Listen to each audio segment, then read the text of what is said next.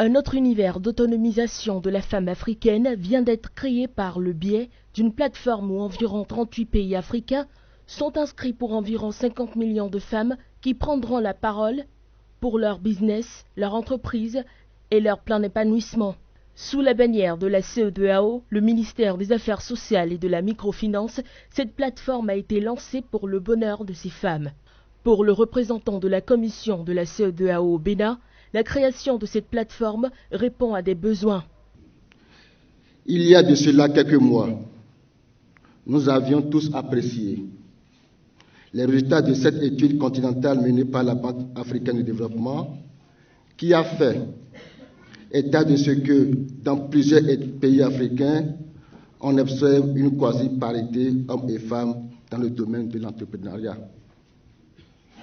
Mais cette étude nous a également révélé que les femmes entrepreneurs demeurent confrontées à certains obstacles du genre, liés au genre notamment la faiblesse d'instruction et de formation entrepreneuriale, des barrières juridiques qui compromettent les activités économiques ou encore des barrières culturelles qui entravent leur avancée dans les affaires. En somme, il est difficile aux femmes, du fait de cette contrainte, d'accéder aux services financiers et non financiers, ce qui affecte énormément la taille et la prospérité des entreprises initiées par les femmes sur ce continent.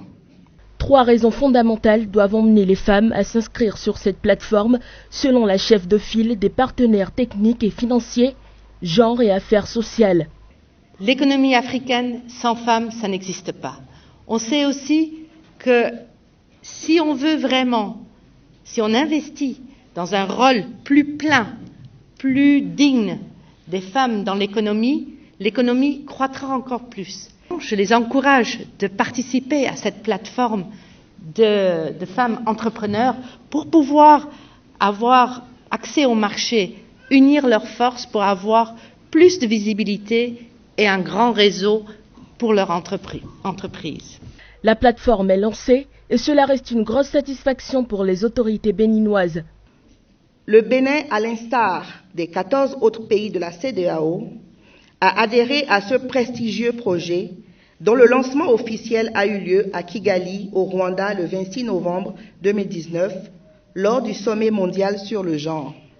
C'est un outil de communication utile à la promotion des femmes et un canal unique d'opportunités d'affaires et de brassage socio-économique et culturel innovant.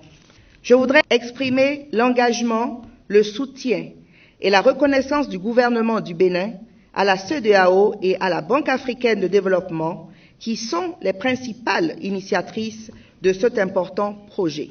L'autonomisation des femmes reste un combat de tous les temps et à l'ère du numérique, cette plateforme devient un arsenal de conquête.